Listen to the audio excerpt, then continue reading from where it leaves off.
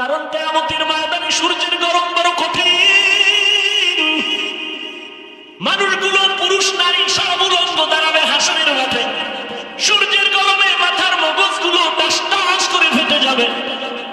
জাহান্নামের আগুনের গরম, জমিনটা তামা হয়ে যাবে। নবীরা পর্যন্ত নাফসি নাফসি বলে কান্না করবেন, উম্মতেরা পাগলের মতো দৌড়াবে। আল্লাহ পাক কহরিয়াতের আওয়াজ দিবেন, মারাত্মক আওয়াজ, রাগান্বিত আওয়াজ। লিমানিল মুলকুল ইয়াউম লিল্লাহিল ওয়াহিদিল কাহ্হার। আল্লাহ পাক যখন কুদরতি আওয়াজটা রাগান্বিত হালাতে দিবেন, আজকের দিনের রাজত্ব কার বলিয়া হাসরের ময়দানটা থর থর থর থর করে কেঁপে উঠবে। নবীরা পর্যন্ত গুনাহ নাই কিন্তু কান্না শুরু করবেন। মুসা নবী কাঁদবেন, আল্লাহ আমার উপায় কি হবে? ঈসা নবী কান্না করবেন, আমার কি উপায় হবে? ইব্রাহিম নবী কান্না করবেন, আমার উপায় কি হবে? আদম নবী কান্না করবেন, আমার কি উপায় হবে? নূহ নবী কান্না করবেন, আমার কি উপায় হবে?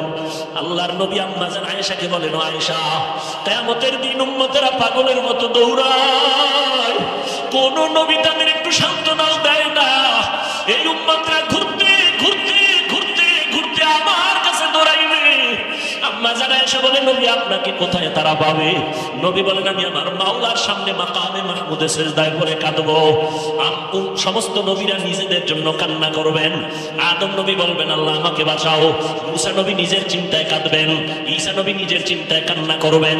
আমি মুহাম্মদ আল্লাহর দরবারে কান্না করে একবারও বলবো না আল্লাহ আমারে বাঁচাও, একবারও আমি বলবো না। আমি আল্লাহর কাছে কদমে পড়ে কাঁদবো আর বলবো, আল্লাহ আমার উম্মতের বাঁচাও, আমার উম্মতের বাঁচাও। আমার একটা উম্মত যেন জাহান্নামে না যায়। ওই জাহান্নামে যদি ধরিয়ে ফেলায় আমার উম্মত, আমি জান্নাতে যাব না। যেই উম্মতের জন্য আমি মুহাম্মদ দান দান শহীদ পর্যন্ত করে ফেললাম, যেই উম্মতের জন্য আমি ঘুমাইতে পারি নাই, যেই উম্মতের জন্য পেটে পাথর বেঁধেছি, ওই উম্মতের জন্য নবী কান্না করবেন। আল্লাহ বলবেন, নবী আপনি কাঁদবেন না, মাথা উঁচু করে আপনার উম্মতগুলো বাছাই করে করে জান্নাতের দিকে নিয়ে আগাইতে থাকেন। আমি আমার উম্মতগুলো ধরে ধরে জান্নাতের দিকে নিয়ে যাব। আম্মা জান আয়েশা রাদিয়াল্লাহু আনহা বলেন, নবী কোটি কোটি কোটি কোটি হাজার কোটি মানুষের ভিতর আপনার উম্মত চিনবেন কি করে? মুসা নবীর উম্মতেরাও থাকবে, ঈসা নবীর উম্মতেরাও থাকবে, আদম নবীর উম্মতেরাও থাকবে। আমার নবী বলেন, আয়েশা আমার উম্মত যারা খাঁটি উম্মত, পাঁচ বেলা রোজু বানাইয়া নামাজ আদায় করেছে, কিয়ামতের দিন নামাজের ওযুর অংশগুলো নূরের আলোতে ঝলমল করা শুরু করবে। আমি নবী দেখে দেখে তাদের জান্নাতের পথে নিয়ে যাব। ও নবীর আশিকের দল, ও বেনামাজির দল, ওই দিন যদি আমার নবীর বাসায় পাক পড়িয়া যাও, নবী যদি তোমাকে বলে তুমি আমার উম্মত না, নামাজ পড়ো নাই, ওই দিন কিন্তু বিপরীত দাইনে তোমার হাতে হ্যান্ডকাপ লাগিয়া যাবে। আল্লাহ অর্ডার করবে, ফেরেশতা এই গুনাহগার বেনামাজির হাতে জাহান্নামের হ্যান্ডকাপ লাগাও, জাহান্নামের দিকে টেনে টেনে নিয়ে যাও। জাহান্নামের আগুন শরীরে লাগবে, কলিজা পর্যন্ত ভুনা হয়ে যাবে। ও যুবক, তুমি যে আল্লাহর গোলাম, আমিও সে আল্লাহর গোলাম, তুমিও যে নবীর উম্মত, আমিও সে নবীর উম্মত। তুমি যে কালেমা পড়েছো, আমিও সেই কালেমা পড়েছি। তোমার যে কাবা, আমারও সেই কাবা। তোমার যে ধর্ম, আমারই সে একই ধর্ম। অথচ তোমাকে পায়ে ধরে ধরে ধরে ধরে বয়ান করার পরেও তুমি দাঁড়িয়ে রাখতে চাও না।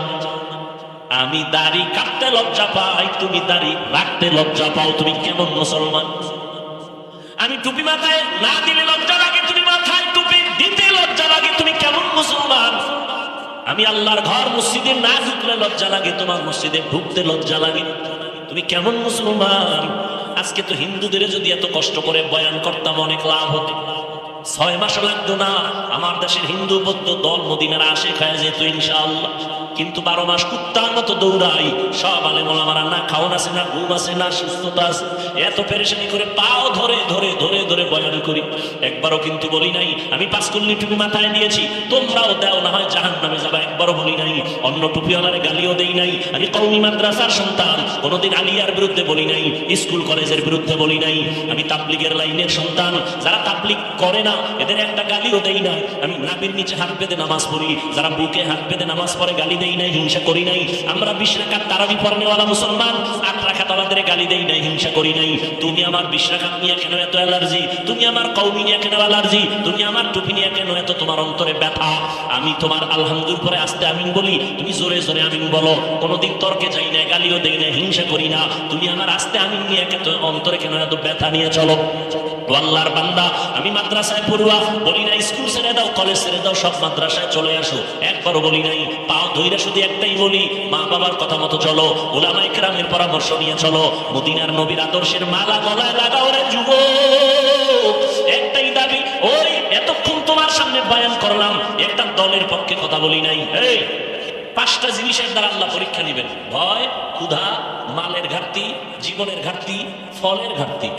পাশ করতে হলে একটা পুঁজি লাগবে। পরীক্ষায় পাশ করতে হলে কয় পুঁজি? এক পুঁজির নাম ধৈর্য। এই যে এখানে আপনারা পড়ছেন, এটাও এই ধৈর্য আবার 3 প্রকার: ইবাদতের বেলায় ধৈর্য, মুসিবতের বেলায় ধৈর্য, গুনাহের বেলায় ধৈর্য। এখানে বসছেন, এটা ইবাদতের একটা অংশ। যাদের ধৈর্য নাই ওরা নাই, যাদের ধৈর্য নাই, ধৈর্য না থাকলে আপনি বসতে পারবেন না, সম্ভব না। যাদের ধৈর্য আছে তারা বসে আছে। এটা হলো ইবাদতের বেলায় ধৈর্য, আর একটা হলো গুনাহের বেলায় ধৈর্য। মানে ফজরের 4 রাকাত নামাজ পড়তে সর্বোচ্চ 20 মিনিট লাগে। কত মিনিট? কিন্তু অনেকেই 20 মিনিটের মজা হয় ঘুমে না পাইয়া, 20 মিনিটের মজায় 4 রাকাত নামাজ পড়ে না, ঘুমায়।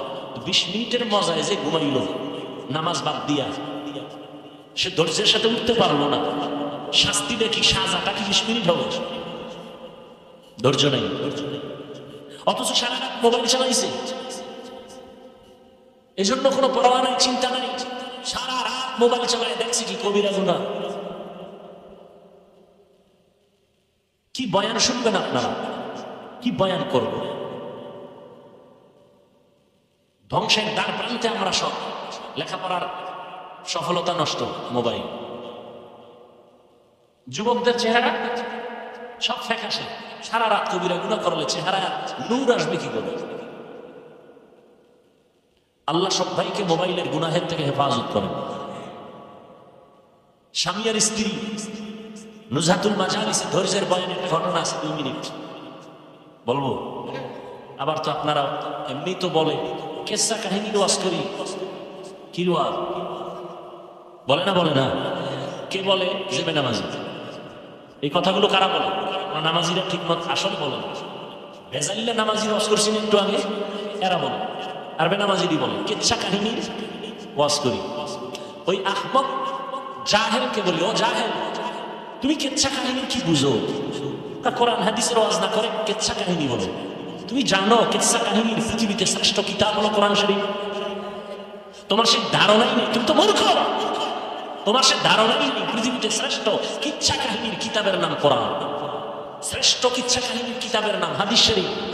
এবার ওলামায়ে কেরাম একটু সহযোগিতা করবেন, সাধারণ মানুষ বুঝুক, একটু সহযোগিতা যারা আলেম আছেন করবেন। কোরআন শরীফে গরুর কেচ্ছা নাই, বলে সত্য কথা বলে। হাতির কেচ্ছা নাই, মশার কেচ্ছা, বাঘের কেচ্ছা আছে, সাপের কেচ্ছা আছে। কোরআন শরীফে মাছির কেচ্ছা আছে, কোরআন শরীফে বাঘের কেচ্ছা, বহু কেচ্ছা কাহিনী, 2000-এর উপরে আয়াত আছে শুধু কেচ্ছা কাহিনী, কেচ্ছা কাহিনী, কেচ্ছা কাহিনী। আর আমরা তো ওই কেচ্ছাই বলি, যেই কেচ্ছা উম্মতের শুনাইলে মানুষের দিল নরম হয়। আমরা তো সোনা বন্ধের কেচ্ছা বলি না, আমরা তো ওই কেচ্ছা শুনাই যে কেচ্ছা শুনে মানুষ নামাজি হয়। তোমার বিরোধিতায় কি হয়েছে? তোমার কপাল পড়েছে, আর কিছুই হয়নি। কেন পড়েছে? আমি তো বলি, সারা বাংলাদেশে চ্যালেঞ্জ করে বলি, যারা আলেমদের বিরুদ্ধে বলে আর ফেসবুকে লেখে, এরা মা বাবার অভিশপ্ত সন্তান। কোন সন্দেহ নাই, মা বাবার অভিশপ্ত সন্তানেরাই আলেমের বিরুদ্ধে ফেসবুকে লেখে। ওর উপরে মা বাবার অভিশাপ, আল্লাহর লানত। আল্লাহ হেদায়েত দান করুন। কোরআন শরীফে কুকুরের বাচ্চা কি বলবো কোন? তো ওই জাহেলদেরকে কি বলা যায়? এরা বলে আমরা কেচ্ছা কাহিনী রস করি। কি বুঝাতে চাও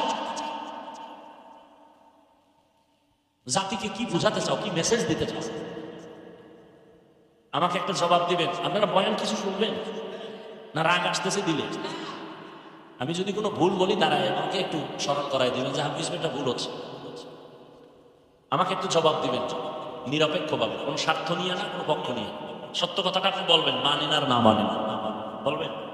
আচ্ছা বলেন তো, আমার দেশে তাবলীগের দ্বারা ইসলাম ও মুসলমানের কি পরিমাণ ক্ষতি হয়েছে? সত্যটা বলেন, আপনি মানেন না মানেন স্বীকার করেন, ক্ষতি হয় নাই? সবাই একমত?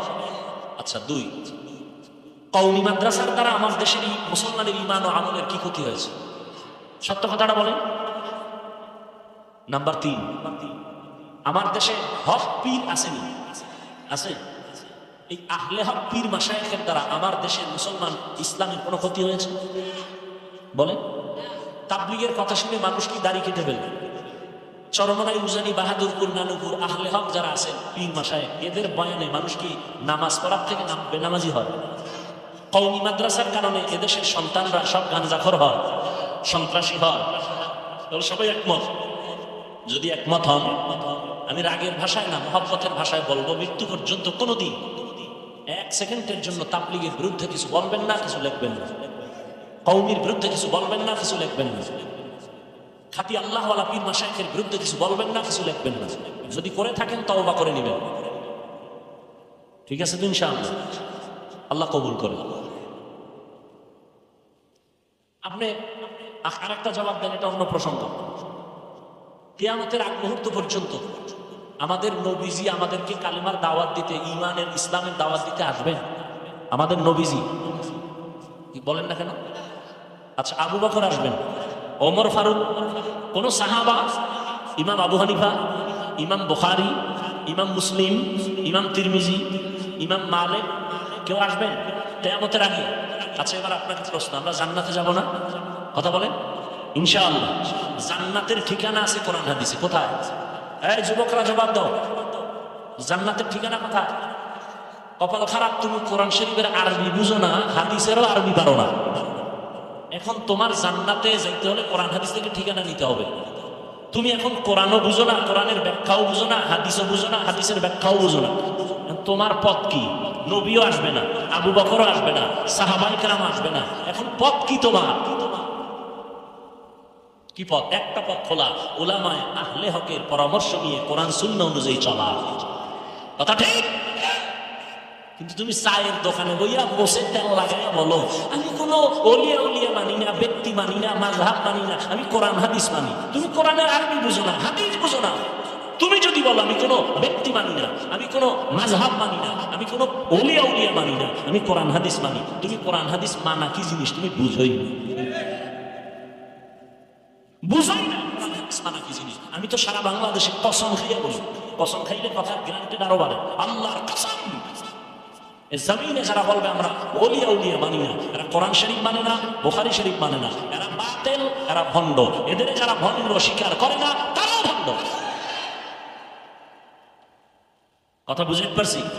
যারা বলে ওলিয়া উলিয়া মানি না, এরা কোরআন শরীফ হোক, কোন বুখারী শরীফ হোক মানে না, এরা হক না বাতিল। এদের যারা বাতিল বলে না, তারাও বাতিল।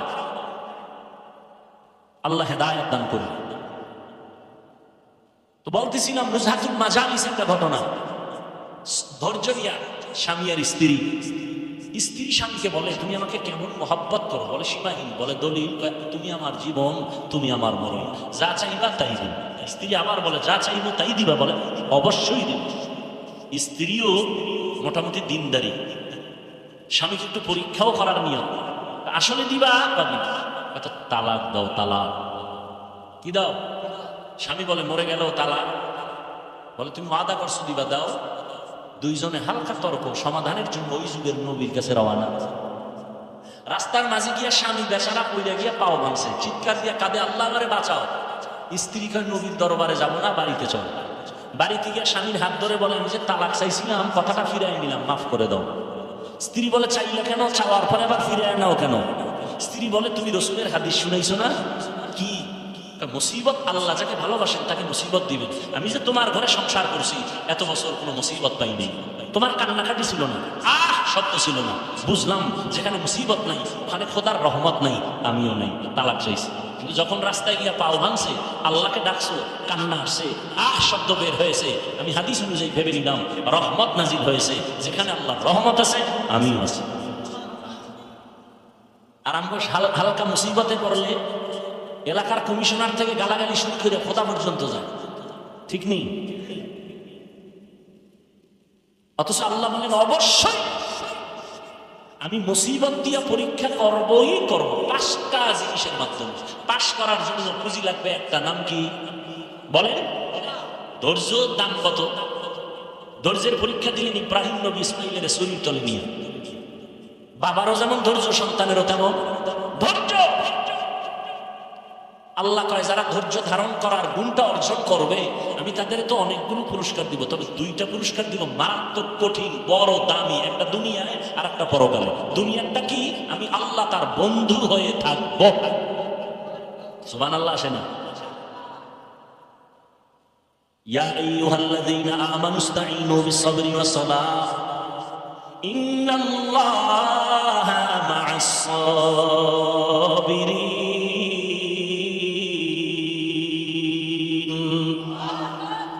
আল্লাহ বলেন আমার কাছে সাহায্য প্রার্থনা করো সালাত ও সবর ও সালাতের মাধ্যমে, নিশ্চয়ই আমি আল্লাহ সাবিরিন যারা ধৈর্য ধারণকারী তাদের বন্ধু হয়ে থাকবো। বন্ধু হয়ে যাবেন না, বন্ধু হয়ে থাকবেন সারাক্ষণ। আল্লাহ যদি বন্ধু হয় কোনো পেরেশানি আছে? আছে কোনো পেরেশানি? কোনো পেরেশানি নেই, দুনিয়াতেও নাই। ধৈর্য ধারণকারী যারা তাদের জন্য আর একটা বড় পুরস্কার পরকালে। কি? যেদিন নবীরা পর্যন্ত আল্লাহর আযাবের ভয়, সূর্যের গরম, জাহান্নামের আগুনের গরমে বেকারার হয়ে যাবে নবীরা যাদের কোনো গুনাহ নাই, সেই দিন আমি আল্লাহ ধৈর্য ধারণকারীদের বলবো বিনা হিসাবে জান্নাতে চলে যাও। ইন্নামা ইউওয়াফাস সাবিরুনা আজরাহুম, ইন্নামা ইউওয়াফাস সাবিরুনা আজরাহুম বিগাইরি হিসাব। জান্নাত দিবেন বিগাইরি হিসাব। জান্নাত চাইতো ইনশাআল্লাহ, হিসাব দিয়া না হিসাব ছাড়া? হিসাব দিয়া না হিসাব ছাড়া? আল্লাহ কবুল করেন। বেহেশত আযা কে আজারে নবাশো কসে রাবা কসে করে নবাশু। আল্লাহ তাআলা বলেন আমি 5টা জিনিসের দ্বারা পরীক্ষা নিব। পাশ করার জন্য একটা পুঁজি লাগবে। পুঁজির নাম কি? ধৈর্য। ধৈর্যটা হাদিস শরীফে নবী বলেন নিসফুল ঈমান, ঈমানের অর্ধেক হলো ধৈর্যের ভেতরে। ইয়া আইয়ুহাল্লাযীনা আমানুসবিরু ওয়া সাবিরু ওয়া রাবিতু ওয়াত্তাকুল্লাহা লাআল্লাকুম তুফলিহুন। ধৈর্যের উপরে মজবুত হয়ে থাকো। মুসিবতের বেলায় ধৈর্য, মুসিবত আসবেই, ধৈর্য হারা হওয়া যাবে না, পাগল হওয়া যাবে না। আল্লাহর উপরে স্মরণ করে ধৈর্যের সাথে মোকাবেলা করো, দোয়া করো, আল্লাহর কাছে কান্নাকাটি করো। আল্লাহ পাক মুহূর্তের মধ্যে তোমার ধৈর্যের পরীক্ষায় তোমাকে কামিয়াবি দান করবেন। গুনাহের বেলায় ধৈর্য, মুসিবতের বেলায় ধৈর্য। যদি এই ধৈর্য নিয়ে চলতে পারো আমি আল্লাহ তোমাকে পাশ করায় দিব। পরীক্ষা 5টা জিনিসের মধ্যে প্রথম হলো ভয়। ওয়ালা নাবলুওয়ান্নাকুম বিশাইইন মিনাল খাউফি ওয়াল জু'। 4 মাযহাবের 4 ইমামের এক ইমাম হলেন ইমাম শাফিঈ রাহমাতুল্লাহি আলাইহি। তিনি বলেন এখানে 5টা জিনিসের যে প্রথমটা বলা হলো ভয়। ভয় দ্বারা এখানে উদ্দেশ্য হলো আল্লাহর পক্ষ থেকে ভয়, আর একটা ভয় আছে বান্দার পক্ষ থেকে ভয়। এখানে উদ্দেশ্য হলো আল্লাহর পক্ষ থেকে ভয়। বলে কেমন? ভয় বান্দা দাড়ি রাখলে তোমার আত্মীয় স্বজনরা বেজার হয়ে যাবে। আল্লাহু তাআলা কয়জন? একটু জবাব দিয়ে দেয়। যুবক উঠুকা, তুই গেলে আমরা একসাথে যাই, এরকম করো কেন? এটা মহা মুসিবত। ছেড়ে দিব? কি ব্যারাম, কি বয়ান করলে এরা বসবে আল্লাহ ভালো জানে। হ্যাঁ, কয়জন খলিফা? 4 জন। আর সর্দারকে রহমতের নবী।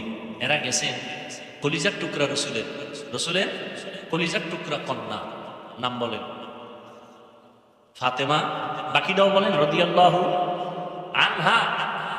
মহিলা সাহাবিয়া, তাদের বেলায় কি বলতে হয়? রাদিয়াল্লাহু আনহা। আর পুরুষ সাহাবী যদি হয় রাদিয়াল্লাহু তাআলা আনহু। নবীজি সহ গেলেন কার ঘরে? ফাতেমা রাদিয়াল্লাহু আনহার ঘরে। ফাতেমা রাদিয়াল্লাহু আনহা মেহমানদারির জন্য একটা সুন্দর পেয়ালায় মধু দিয়েছেন। কি মধু?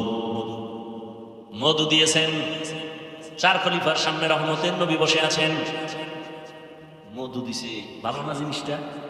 দিছে তার কন্যা, কলিজার মেয়ে, তাও সুন্দর একটা পেয়ালা, আকাশের চাঁদের মতো জিগজিগ করে।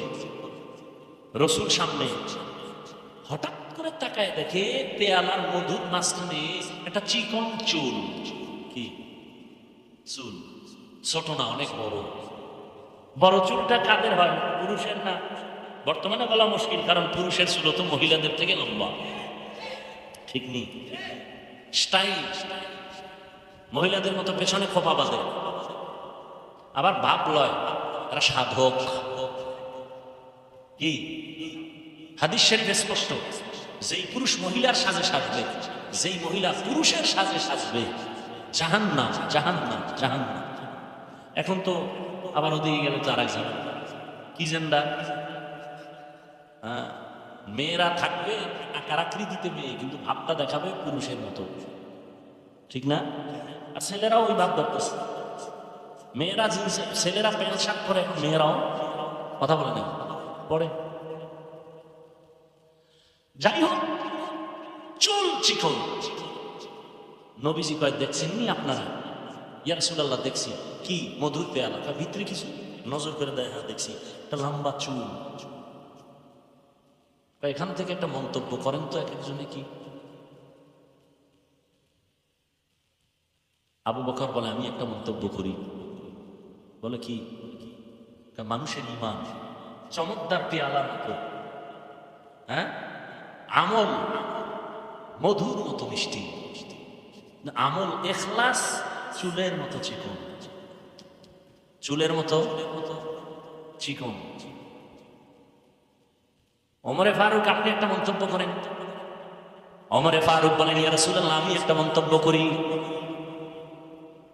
দুনিয়ার চেয়ারে বসাটা পেয়ালার মতো চমকদার, আদল ইনসাফ প্রতিষ্ঠা করা, ক্ষমতায় বসিয়া মানুষের শাসন করা মধুর মতো মজা, কিন্তু ইনসাফ বজায় রাখা চুলের মতো কঠিন। চেয়ারেও বইছে, খুব মজা। চেয়ারে বলে একটা ভাবই তো আলাদা। কি ভাব আলাদা। মানুষের বিচার আচার করে, এখানে একটা মজা আছে না? নাই? ডানেও টাকা, বামেও টাকা। ইনসাফ ঠিক রাখা কি মতো কঠিন, চুলের মতো কঠিন। ওসমান রাদিয়াল্লাহু তাআলা আনহু বলেন, ইয়া রাসূলুল্লাহ, আমি একটা মন্তব্য করি। বলে, করেন। রহমতের নবী আমার, আল্লাহ পাকের কোরআন ও হাদিসে এলেন এ পেয়ালার মতো চমকদার।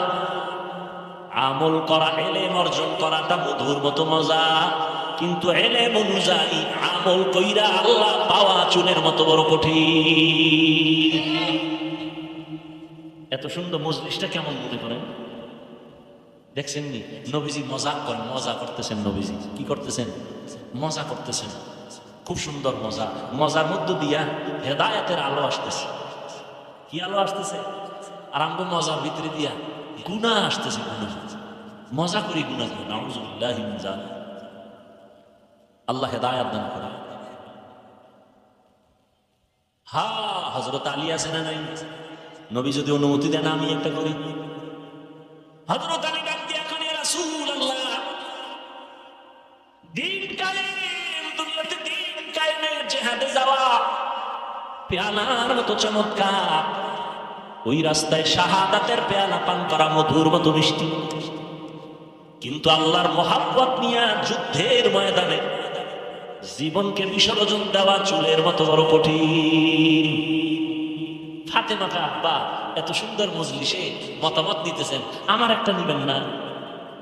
নবী বলেন, মা তুমি বলো, তোমারটাই তো নিতে আসছি, বলো। ফাতেমা রাদিয়াল্লাহু আনহা বলেন, ওরে আব্বা জান, রহমতের নবী আমার, আমি তো নারী হিসাবে নারীদের বিষয়টাই টানি। বলে কি? কয় নারীদের পর্দা করা, পেয়ালার মতো চমৎকার পর্দা রক্ষা করিয়া চলা, চেহারাটা পেয়ালার মতো চমৎকার, আর পর্দা জীবনে কায়েম করা, এটা হলো মধুর মতো মিষ্টি। কারণ যেই মেয়েটা হাত কাউকে দেখায় না, চেহারাটা কাউকে দেখায় না, ওর একটা ভেতরে পাওয়ার থাকে আলাদা, সতীত্ব নষ্ট করে না, এর পাওয়ার আলাদা। ফাতেমা বলেন, ইয়া রাসূলুল্লাহ, কিন্তু বেগানার নজর থেকে নিজেকে বাঁচাইয়া রাখা চুলের মতো কঠিন। বাদ আছে কে? কথা কয় না। নবী কয়, আমি একটা কইতাম না? নবী সবাই আপনি একটা তো কইবেন ইয়া রাসূলুল্লাহ। এর মধ্যে জিবরাইল আছে, জিবরাইল এত সুন্দর মজলিস চলতেছে, আমি কি কমু না? আমি কি বলবো জানি রাসূল? হ্যাঁ বলেন। জিবরাইল ডাক দিয়ে বলেন, ইয়া রাসূলুল্লাহ, আমি বলতে চাই, আল্লাহ রাস্তায় চলবে, দ্বীনের উপরে চলাটা, দ্বীনের আলো নিয়ে চলাটা পেয়ালার মতো সুন্দর, এর উপরে আমল করাটা মধুর মতো মজা, আল্লাহর সন্তুষ্টি অর্জন করা হলো চুলের মতো কঠিন। জিবরাইল কয়, আমনে মজলিস দেখা আল্লাহ কিছু করতে চাইছেন, আল্লাহ বলতে চান। আল্লাহ, নবী বলেন, আল্লাহ বলার আগে আমারটা বলল।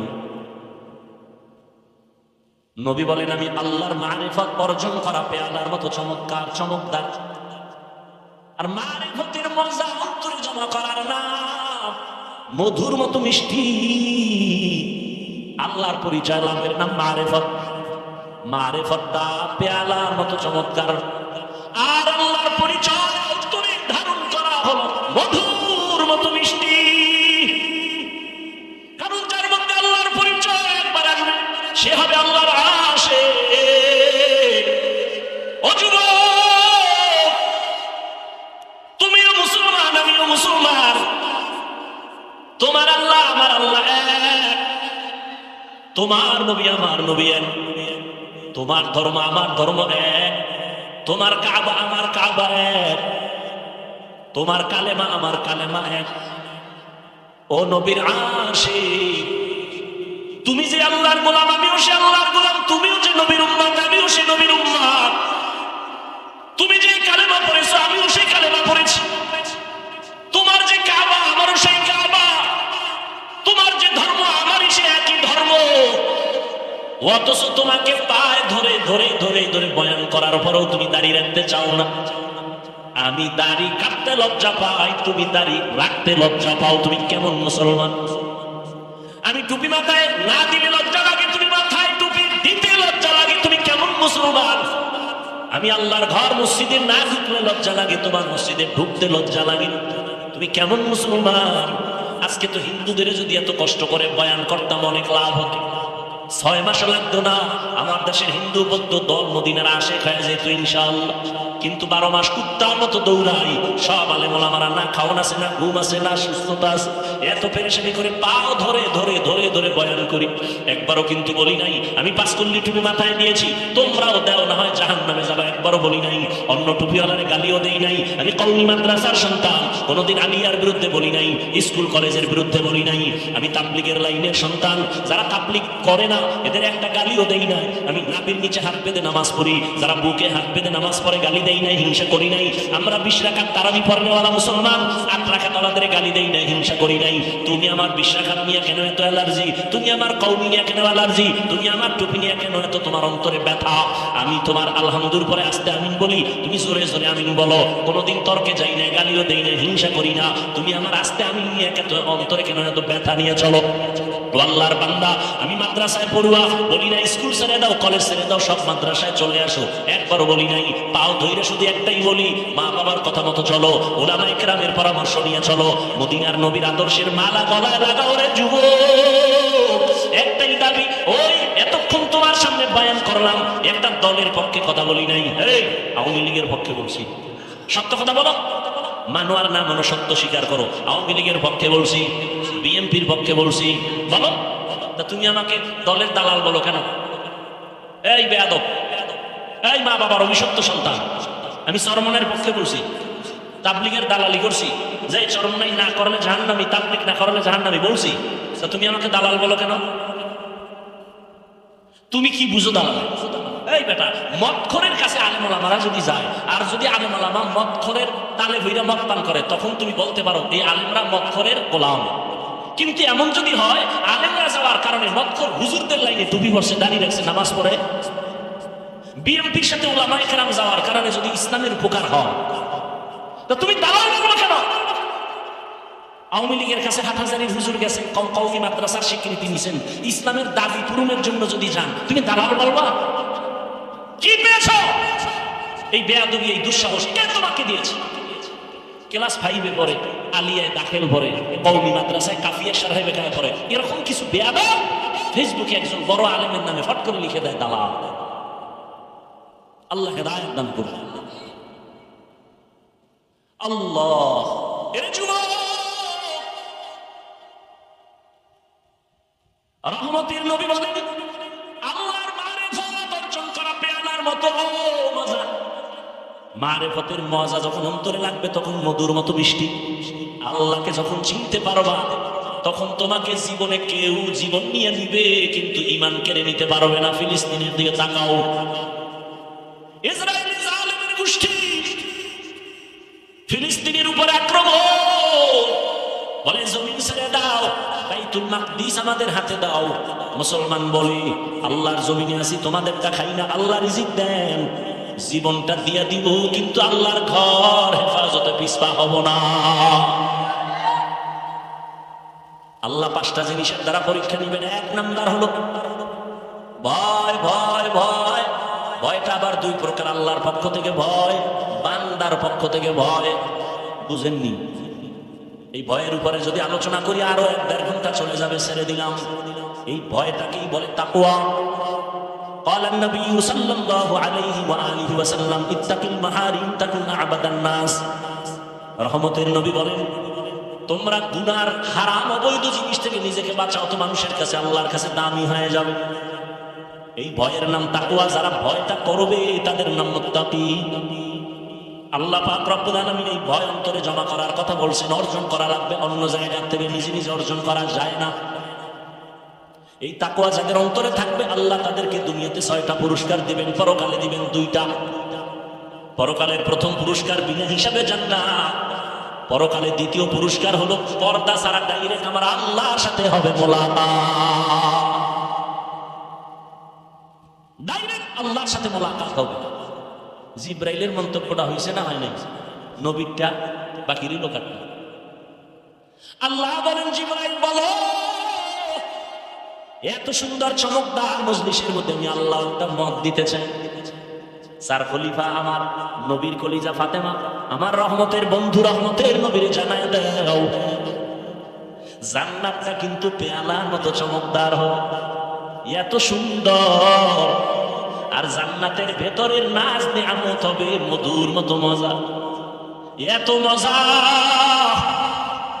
জান্নাতের মধ্যে কোনো অশান্তি নাই, কোনো বাথরুম নাই। আল্লাহ তাআলা হুর দিবেন 70টা করে, এমন সুন্দর রুম আল্লাহ সাজাইছে, মধুর মতো মজা। কিন্তু এই জান্নাত পাওয়ার জন্য যে কাজগুলো করা লাগবে, কাজ দুনিয়াতে করা চুলের মতো বড় কঠিন। হ্যাঁ, 2 নাম্বার পরীক্ষা হবে আল্লাহর পক্ষ থেকে, ওয়াল জু, ক্ষুধার মাধ্যমে। ইমাম শাফিঈ রাহমাতুল্লাহ আলাইহি বলেন, এখানে ক্ষুধা দ্বারা উদ্দেশ্য হলো রোজা। যেমন গত রমজানে অনেক মুসলমান এখানে আছে রোজা রাখে নাই, চায়ের দোকানে বসে গল্প করেছে আর বলছে রোজা রাখো না কেন? বলে আমার ঘরে কি ভাতের অভাব, আমি রোজা রাখবো কেন? এরকম কুলাঙ্গার চাঁদপুরে নাই। আমরা কি আসলে ভাতের অভাবে রোজা রাখছি? হ্যাঁ, ওরা রোজা তো হিন্দুরাও রাখে, খ্রিস্টানেরাও রোজা রাখে, ইহুদিরাও রোজা রাখে, তবে তাদের নাম আলাদা, সিস্টেম আলাদা। তাদের নাম হলো না খাওয়ার সাধনা। না খাওয়ার সাধনা হিন্দুরাও করে, বৌদ্ধরাও করে, ইহুদিরাও করে, খ্রিস্টানেরাও করে, সব ধর্মে আছে। আমাদেরটা না খাওয়ার সাধনা না, আমাদের সাধনা হলো না খাওয়ার মাধ্যমে আল্লাহ পাওয়ার সাধনা। ইয়া আইয়ুহাল্লাযীনা আমানু, ও মুমিন, কুতিবা আলাইকুমুস সিয়াম কামা কুতিবা আলাল্লাযীনা মিন ক্বাবলিকুম লাআল্লাকুম তাত্তাকুন। ক্ষুধার মাধ্যমে আল্লাহ পরীক্ষা নেবেন। ওরে শুধু কি সওয়াবের কথা? ওরে শোনো না, এই মোবাইল যারা চালাও, আজকে বাসায় গিয়ে গুগলে সার্চ দিও, গুগলে সার্চ দিও রোজার দ্বারা শরীরের ফায়দা কি। সমস্ত চিকিৎসাবিদ বিজ্ঞানীরা একমত, শরীর কন্ট্রোলিং পাওয়ার যা আছে, আল্লাহর কুদরতি কিছু পাওয়ার, এর মধ্যে একটা পাওয়ার শরীরের ব্যালেন্স ঠিক রাখার জন্য আল্লাহর পক্ষ থেকে অপরিহার্য একটা আইন হলো রোজা। শরীর সুস্থ থাকা একটা অপরিহার্য আইন, একটা নিয়ম, একটা ঔষধ রোজা। কপাল পরার আর রোজারে বানাইছে রোগের কারণ, রোজা রাখলে গ্যাস বাড়ে, রোগ বাড়ে, অথচ আল্লাহ পাকেই রোজা দিছেন রোগের ঔষধ, আর হে ঔষধের বানাইছে রোগ। কত বড় নিমক হারাম। আর রসুল শুধু কি রমাজান আরাফার রোজা রাখছেন, আশুরার রোজা রাখছেন, আসতেছে মুহররমের রোজা, আশুরার রোজা। রহমতের নবী সোমবার, বৃহস্পতিবার সপ্তাহে রোজা রাখতেন। আমি অহংকারের জন্য বলি না, একটু বুঝাবার জন্য বলি। আল্লাহর বহু বান্দারা রোজা রাখে সোমবার, বৃহস্পতিবার। আলহামদুলিল্লাহ, আমিও চেষ্টা করি রাখার জন্য। এত সফর করি, এত কষ্ট করিও যদি আমি রোজা রাখতে পারি, বাবা তুমি কেন পারো না? ফরজ রোজা রমজানে রাখবা, শরীরটা সুস্থ থাকবে। এক হিন্দু ডাক্তার রমজান মাসে একটা লেখা দিছে, বিশাল লেখা, রোজায় শরীরের কি কি ফায়দা ডাক্তারি মতে। আর সে রোজা রাখে না, রোজা রাখলে রোগ বেড়ে যাবে, নাউযুবিল্লাহ। ক্ষুধার মাধ্যমে পরীক্ষা, এ বিষয়ে আর প্রতি আগাইলাম না। 3 নাম্বার পরীক্ষা হবে মালের কোরবানি। ইমাম শাফিঈ রাহমাতুল্লাহ আলাইহি বলেন, এখানে মালের কোরবানি দ্বারা উদ্দেশ্য হলো যাকাত। ধনীরা যাকাত আদায় করো, যাকাত দাও। যাকাত দেওয়া এক জিনিস, যাকাত আদায় করে দেওয়া আর এক জিনিস। সারা বাংলাদেশে ঘুরি, ফাঁকে ফাঁকে সাইনবোর্ডে লেখা দেখি দারিদ্র বিমোচন করো, দারিদ্র বিমোচন করো। জমিনে দারিদ্র বিমোচনের আল্লাহর পক্ষ থেকে একটা মহা অর্থনৈতিক আল্লাহ সিস্টেম দিয়েছেন, যাকাত দিবে ধনীরা। আমি তো আল্লাহর কসম করে বলি, আল্লাহর আইনে ধনীরা যদি পাই পাই করে হিসাব করে গরিবের যাকাত দেয়, জমিনে দারিদ্র বিমোচন হয়ে যাবে। সঠিকভাবে যাকাত দেওয়া হয় না, এ বিষয়ে রমজানে অনেক বয়ান করেছি। যাকাত গরিবেরা হয়তো দাম কোনো টেনশন নেই, মালও নাই, পরীক্ষাও নেই। না, তোমাকে আর একটা পরীক্ষা, জানের কোরবানি। ধনীরা দিবে মালের কোরবানি মাদ্রাসা করার জন্য। আমার ভাইরা কেউ 1 লাখ, কেউ 2 লাখ, কেউ 50,000 ধনী মানুষ দিয়া দিলেন। কিন্তু এখন ঘর উঠানো লাগবে, মাটি কাটা লাগবে, ইট দিয়া গাঁথনি দেওয়া লাগবে। এটা ধনী পারবে না, কয় গরিব তোমরা এই খাটনি দাও, জানের কোরবানি দাও। মালের কোরবানি দিলাম আমরা, জানের কোরবানি দাও তোমরা। আল্লাহ সমাজটাকে ব্যালেন্স করে দিয়েছেন। জানের কোরবানি, ইসমাইল নবী জানের কোরবানি দিতে বাবার চুলের নিচে শুয়ে পড়ছে। মালের কোরবানি, হাজী সাহেবরা বাইতুল্লাহ যায়, জানের কোরবানি, মালের কোরবানি। নামাজে দাঁড়াও বান্দা, এখানে মালও লাগে, জানও লাগে। ইবাদতে মালি, ইবাদতে বদনি। ও বান্দা, তুমি আল্লাহর দেওয়া জিনিস আল্লাহর পথে ব্যয় করো, কোরবান করো। ইন্না সলাতি ওয়া নুসুকি ওয়া মাহইয়ায়া ওয়া মামাতি লিল্লাহ ওয়া মামাতি লিল্লাহি রাব্বিল আলামিন। 5 নাম্বার পরীক্ষা হলো ফলের মাধ্যমে, ওয়াসসামারাত। ইমাম শাফিঈ রাহমাতুল্লাহ আলাইহি বলেন, এখানে ফল দ্বারা উদ্দেশ্য হলো সন্তান। কারণ জমিনে যত মা আছে, মা, কোরআন শরীফে আল্লাহ তাদেরকে বলছে এরা ফসল উৎপাদনের ক্ষেত, আর ওই ক্ষেতের ফসল হলো সন্তান। ফসল সন্তান, আল্লাহ ফলের পরীক্ষা নিবেন। সন্তান আল্লাহ কাউকে দিবেন না, এটাও পরীক্ষা। কাউকে দিবেন, এটাও পরীক্ষা। আবার কাউকে দিয়া নিয়ে যাবেন, এটাও পরীক্ষা। সন্তান দেওয়ার ক্ষমতা আল্লাহর, নেওয়ার ক্ষমতাও আল্লাহর। ছেলে দেয় আল্লাহ, মেয়ে দেয় আল্লাহ, ঠিক নেই? আল্লাহ পরীক্ষা করেন। লিল্লাহি মুলকুস সামাওয়াতি ওয়াল আরদ ইয়াহাবু লিমান ইয়াশাউ ইনাসাও ওয়া ইয়াহাবু লিমান ইয়াশাউ যুকুর আও ইউযাওবিজুহুম যুকরানাও ওয়া ইনাসা ওয়া ইয়াজআলু মান ইয়াশাউ আকিমা ইন্নাহু আলীমুন কাদির। আল্লাহ বলেন আসমান জমিনের চাবিকাঠি ক্ষমতা আমার হাতে। আমি আল্লাহ কাউকে ছেলে দেই, কাউকে মেয়ে দেই, কাউকে দোনোটা দেই, কাউকে কোনোটাই দেই না। পরীক্ষা কার? ছেলে সন্তানকে দেন, আল্লাহ দিয়ে নিয়ে যান। সাহাব যুদ্ধের ময়দানে হাজির, ঘরের মধ্যে স্ত্রী আর বাচ্চা, একটার কেউ নাই। সাহাবী যুদ্ধের ময়দানে চলে গেলেন, যুদ্ধ শেষ করে গাজীর মর্যাদা নিয়ে বাড়ি আসলেন। আল্লাহর কুদরতি পরীক্ষা, ঘরের মধ্যে মহিলা আর মহিলার বাচ্চা ছাড়া কেউ নাই। ওই বাচ্চাটা স্বামী বাড়িতে আসার আগে একদিন আগে মরে গেছে। স্ত্রী একটা বিছানায় শোয়াইয়া একটা চাদর দিয়ে রাখছে, মনে হয় ঘুমান। রাতে স্বামী ঘরের মধ্যে আসছে, স্ত্রী আনন্দে বরণ করেছে, খানা দানা আপ্যায়ন করেছে। স্বামী এক পর্যায়ে বলে, বিবি আমার সন্তানের কি হাল? স্ত্রী কতটা হিকমত লাগায় জবাব দিলেন। সাহাবী তো, তার স্ত্রীও তো তেমন। আমগো আম্মা জানেরা হুদা জায়গায় স্বামীরে টেলিফোন করে পেরেশানি দেয়। হুদা জায়গা কই আছো? অমুক জায়গায়, তাড়াতাড়ি আও, একটা বিপদ। ঘরে এনে কিছু ফ্যাট পাতা উঠছিল, গেছে গা। এইরকম সাহাবায়ে কেরাম, এমন আল্লাহ তাদের নিয়ামত দান করেছেন। নেককারী স্ত্রী একটা স্বামীর জন্য বড় নিয়ামত। স্বামীকে পেরেশানি দেয় না, বরং স্বামীর পেরেশানিটা নিজেও ভাগ করে নেয়। ও স্বামী, তুমি অল্প টাকা কামাই করো, কোনো টেনশন নিবে না, আল্লাহ বরকত দিবে। এটা যদি একজন নারী কয়, স্বামীর আর দুনিয়াতে কি চাই? ঈদে জামা কাপড় আনতে পারে না, স্বামীর মাথা গরম, একা একা পারে না, বইরা যায়, কান্না করে।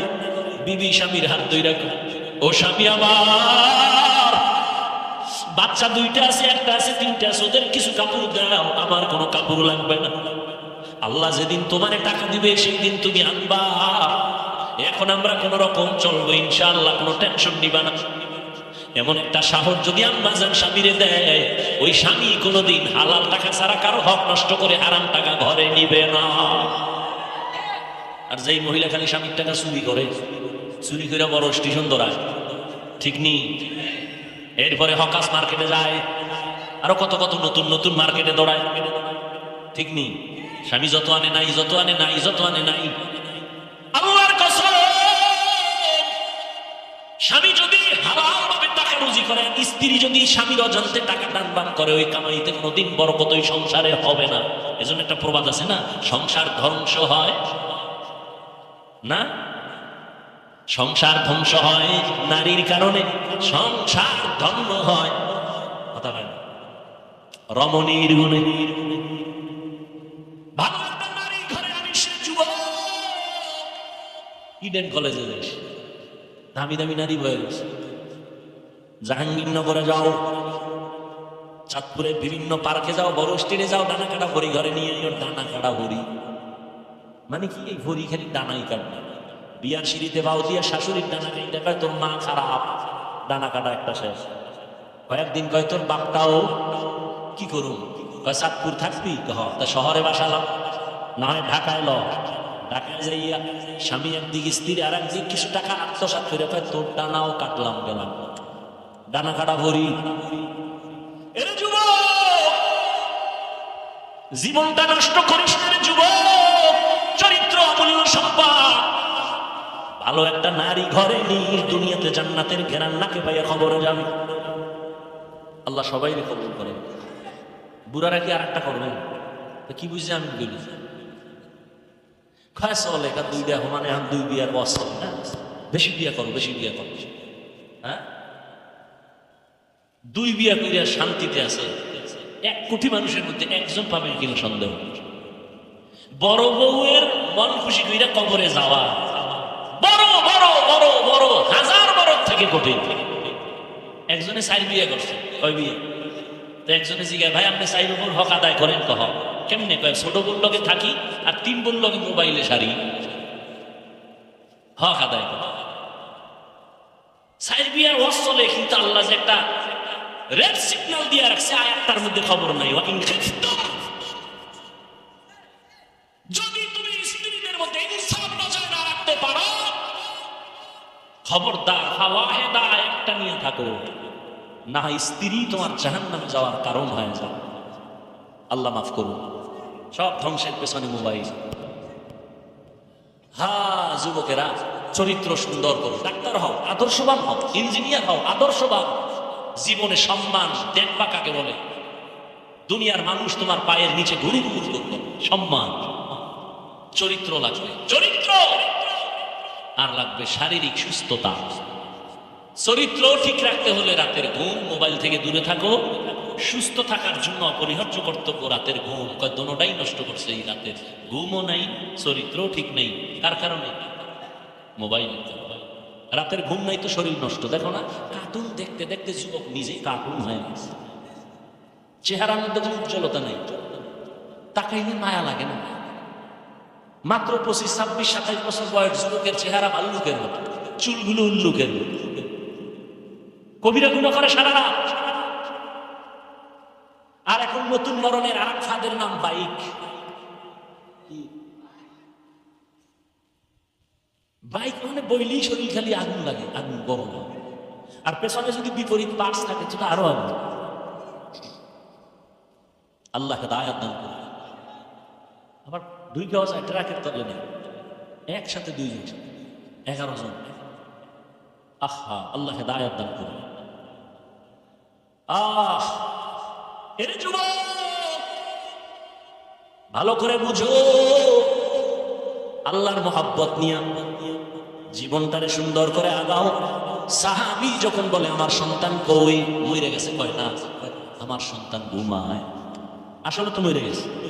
যদি এখন বলি স্বামীর মনটা খারাপ হবে, যুদ্ধ পরিচালনা করেন, স্ত্রী সান্ত্বনা দিছে, ঘুমায় তো বাবাও নিশ্চিন্তায় ঘুমায় গেছে। ফজরের আযান হয়ে গেল, দুজন উঠে ফজরের নামাজ আদায় করে। এবার স্ত্রী স্বামী ডাক দিয়া কয়, স্বামী আমার মনটা খুশি। বলে খুশি, একটা কথা বলবো, শুনবেন নি? কয় শুনবো। মনে কষ্ট নিবেন না তো? কয় না।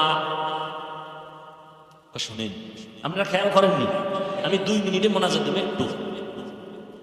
আর যারা গুণা টুনা নেই, মোনাজাতেরও কি নেই, দরকার নেই। স্ত্রী ডাক দিয়া বলে, স্বামী আমার, কেউ যদি আপনার কাছে কোনো জিনিস আমানত রাখে, রাখবেন নি? কয় রাখবেন। সময় মতো চাইলে দিবেন নি? কয় দিব। কয় দিতে গিয়া মনে কোনো কষ্ট পাবেন নি? কয় না। দেখছেন নি কারবার, বুঝেননি? স্ত্রী ডাক দিয়া কয়, স্বামী আমার, আল্লাহ তাআলা আমাদেরকে একটা সন্তান দিয়েছেন, আমানত। আল্লাহ আমানত হিসেবে দিয়েছেন। সময় হয়ে গেছে, গত পরশুদিন আল্লাহ নিয়ে গেছে। এই কথা শুনে স্বামী একটা চিৎকার মেরে পড়ে গেছে। হুশে আইসা ডাকিয়া কয়, বিবি, আল্লাহ সন্তান দিয়েছেন, নিয়ে গেছেন, দুঃখ নাই। তবে হাদিস আর কোরআনের বয়ানে যা বুঝলাম, ধৈর্যের পরীক্ষায় তুমি পাস। আমি নিশ্চিত তুমি জান্নাত পেয়ে যাবে বিবি। তুমি আমার হাতে হাত রেখে একটু ওয়াদা দাও, জান্নাতে যাওয়ার সময় আমারে নিয়ে যাইবে। কারণ কিয়ামতের ময়দানে সূর্যের গরম বড় কঠিন। মানুষগুলো, পুরুষ নারী সব উলঙ্গ দাঁড়াবে হাসরের মাঠে। সূর্যের গরমে মাথার মগজগুলো টাস টাস করে ফেটে যাবে। জাহান্নামের আগুনের গরম, জমিনটা তামা হয়ে যাবে। নবীরা পর্যন্ত নাফসি নাফসি বলে কান্না করবেন, উম্মতেরা পাগলের মতো দৌড়াবে। আল্লাহ পাক কহরিয়াতের আওয়াজ দিবেন, মারাত্মক আওয়াজ, রাগান্বিত আওয়াজ। লিমানিল মুলকুল ইয়াউম লিল্লাহিল ওয়াহিদিল কাহ্হার। আল্লাহ পাক যখন কুদরতি আওয়াজটা রাগান্বিত হালাতে দিবেন, আজকের দিনের রাজত্ব কার বলিয়া হাসরের ময়দানটা থর থর থর থর করে কেঁপে উঠবে। নবীরা পর্যন্ত গুনাহ নাই কিন্তু কান্না শুরু করবেন। মুসা নবী কাঁদবেন, আল্লাহ আমার উপায় কি হবে? ঈসা নবী কান্না করবেন, আমার কি উপায় হবে? ইব্রাহিম নবী কান্না করবেন, আমার উপায় কি হবে? আদম নবী কান্না করবেন, আমার কি উপায় হবে? নূহ নবী কান্না করবেন, আমার কি উপায় হবে? আল্লাহর নবী আম্মা জান আয়েশাকে বলেন, আয়েশা, কিয়ামতের দিন উম্মতেরা পাগলের মতো দৌড়ায়, কোন নবী তাদের একটু সান্ত্বনাও দেয় না। এই উম্মতরা ঘুরতে ঘুরতে ঘুরতে ঘুরতে আমার কাছে দৌড়াইবে। আম্মা জান আয়েশা বলেন, নবী আপনাকে কোথায় তারা পাবে? নবী বলেন, আমি আমার মাওলার সামনে মাকামে মাহমুদে সিজদায় পড়ে কাঁদবো। সমস্ত নবীরা নিজেদের জন্য কান্না করবেন। আদম আদম নবী বলবেন আল্লাহ আমাকে বাঁচাও, মুসা নবী নিজের চিন্তায় কাঁদবেন, ঈসা নবী নিজের চিন্তায় কান্না করবেন। আমি মুহাম্মদ আল্লাহর দরবারে কান্না করে একবারও বলবো না আল্লাহ আমারে বাঁচাও, একবারও আমি বলবো না। আমি আল্লাহর কাছে কদমে পড়ে কাঁদবো আর বলবো আল্লাহ আমার উম্মতের বাঁচাও, আমার উম্মতের বাঁচাও, আমার একটা উম্মত যেন জাহান্নামে না যায়। ওই জাহান্নামে যদি ধরিয়ে ফেলায় আমার উম্মত, আমি জান্নাতে যাব না। যেই উম্মতের জন্য আমি মুহাম্মদ দান শহীদ পর্যন্ত করে ফেললাম, যেই উম্মতের জন্য আমি ঘুমাইতে পারি নাই, যেই উম্মতের জন্য পেটে পাথর বেঁধেছি, ওই উম্মতের জন্য নবী কান্না করবেন। আল্লাহ বলবেন নবী আপনি কাঁদবেন না, মাথা উঁচু করে আপনার উম্মত গুলো বাছাই করে করে জান্নাতের দিকে নিয়ে আগাইতে থাকেন। আমি আমার উম্মত গুলো ধরে ধরে জান্নাতের দিকে নিয়ে যাব। আম্মা জান আয়েশা রাদিয়াল্লাহু আনহা বলেন নবী কোটি কোটি কোটি কোটি হাজার কোটি মানুষের ভিতরে আপনার উম্মত চিনবেন কি করে? মুসা নবীর উম্মতেরাও থাকবে, ঈসা নবীর উম্মতেরাও থাকবে, আদম নবীর উম্মতেরাও থাকবে।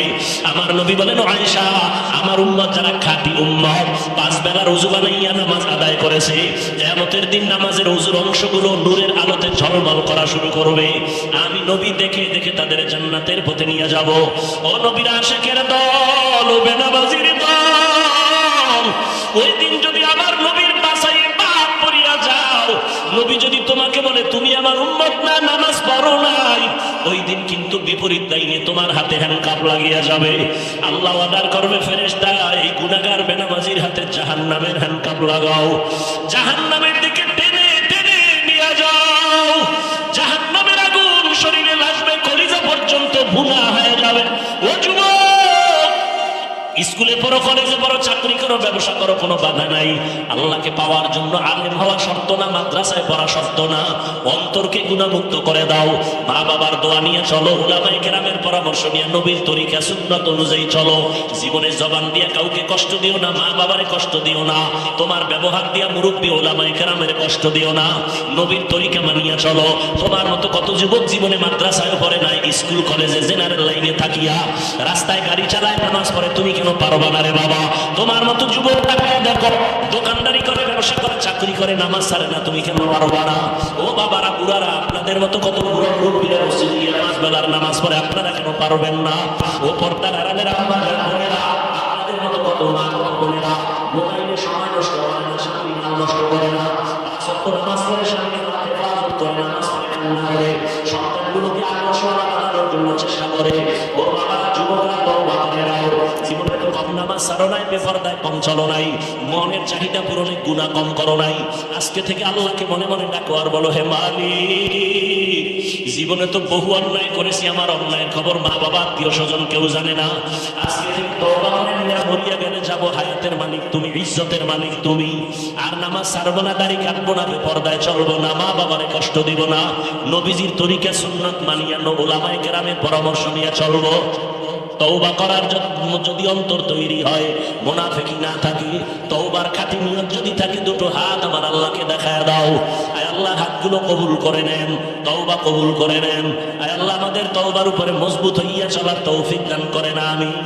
আলহামদুলিল্লাহি রাব্বিল আলামিন, ওয়াসসালাতু ওয়াসসালামু আলা সাইয়্যিদিল আমবিয়াই ওয়াল মুরসালিন ওয়া আলা আলিহি ওয়া আসহাবিহি আজমাইন।